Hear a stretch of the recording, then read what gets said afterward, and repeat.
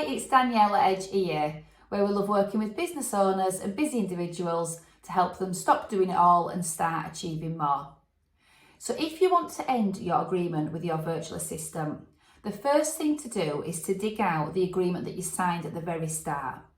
So if you're working with a freelance virtual assistant, a one-on-one arrangement, that's going to be the person that's delivering the services to you every day. So that same person will have issued you an agreement right at the very start, so dig that document out.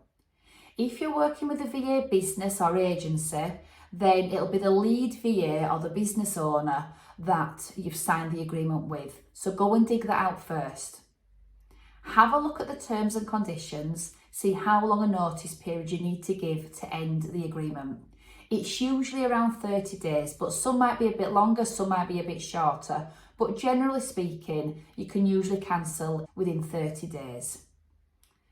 The next thing you're probably going to want to do is to have a meeting with your virtual assistant. You'll likely want to explain your reasons, not that you have to, but if you've had a really good relationship together, then that's probably something that you're going to do out of respect.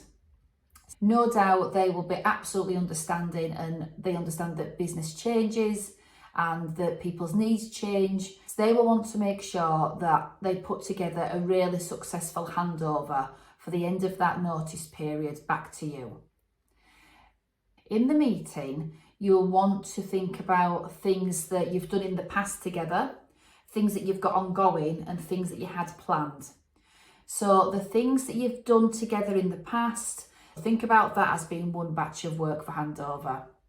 The second part being the things that you've got going on at the moment. So things that are ongoing, that are partway through, maybe the VA will have time to finish them, maybe not, but make sure you get an update on where you are on those if you don't already know, and make sure there's a plan for the end of that period for those things to be handed back to you so you know exactly where you are with them.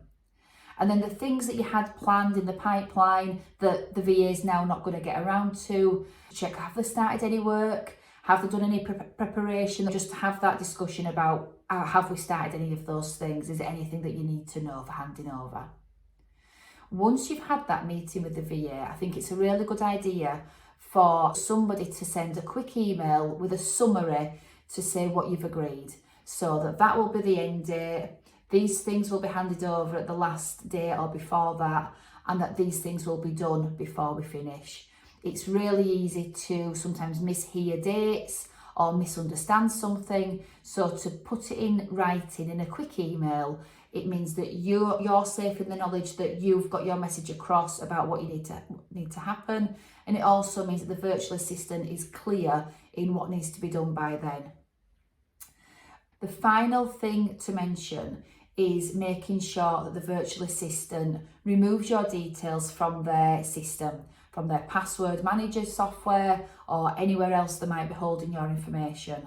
I expect that the virtual assistant will send you an email to confirm that anyway, but if they don't, just jot them a quick email or get in touch with them and say, can I check that you've removed my details from your system? There'll be no sensitivity around you asking that question, and the virtual assistant does not want to hold your details for any longer than is necessary.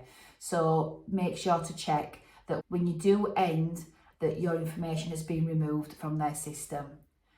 Presuming that you've had a good relationship with your virtual assistant right up until this point, I think being really open and honest with your virtual assistant in this scenario is really important.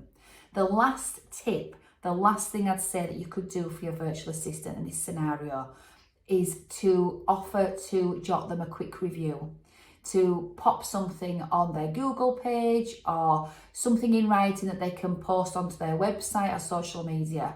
And that really goes a long way to putting a smile on the face of your virtual assistant